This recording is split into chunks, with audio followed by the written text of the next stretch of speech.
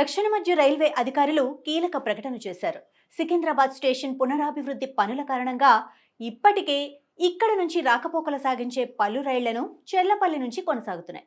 కాగా కొన్ని ప్రధాన రైళ్లను మాత్రం సికింద్రాబాద్ నుంచి రాకపోకలు కొనసాగిస్తున్నాయి. అయితే ఇప్పుడు రైల్వే అధికారులు మరిన్ని రైళ్లను సికింద్రాబాద్ నుంచి మార్పు చేస్తూ ఇతర స్టేషన్ నుంచి ప్లాన్ చేశారు. ఈ మేరకు రైల్వే అధికారులు స్పష్టత ఇచ్చారు. సికింద్రాబాద్ రైల్వే స్టేషన్లో అభివృద్ధి పనులు కొనసాగుతున్నందున వేర్వేరు ప్రాంతాల నుంచి అక్కడికి వచ్చే పలు రైళ్లను అక్టోబర్ 19వ తేదీ వరకు ఇతర స్టేషన్లకు మళ్లిస్తున్నట్లుగా దక్షిణ మధ్య రైల్వే అధికారులు వెల్లడించారు. తిరిగి అదే స్టేషన్ నుంచి రైళ్లు బయలుదేరుతాయని ఓ ప్రకటనలో వెల్లడించారు. విజయవాడ నుంచి వెళ్లే 12713, 12714 రైళ్లు కాచిగూడ స్టేషన్కు, పోరుబందర్ నుంచి వచ్చి వెళ్లే వీక్లీ 20967, 20968 రైళ్లు ఉందానగర్కు, సిద్దిపేట నుంచి వచ్చి వెళ్లే 77654, 77655 రైళ్లను మల్కాజ్గిరికి మళ్లించినట్లు అధికారులు వివరించారు.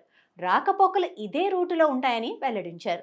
అదేవిధంగా పూణే నుంచి వచ్చి వెళ్లే 12025, 12026 రైళ్లు హైదరాబాద్ స్టేషన్ నుంచి, మణుగూరు 12745, 12746 రైళ్లు రేపల్ల నుంచి వచ్చి వెళ్లే 17645, 17646 రైళ్లు చెర్లపల్లి నుంచి నడుస్తాయన్నారు.